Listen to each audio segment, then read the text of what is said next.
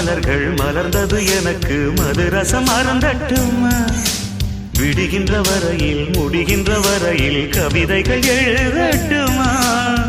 முத்தம் என்ற கடலில் முத்து குளிப்போமா அழகு அழகு ஓ நீ நடந்தால் நடையழகு அழகு நெருங்கி வரும் இடையழகு அழகு வேலெறியும் விழியழகு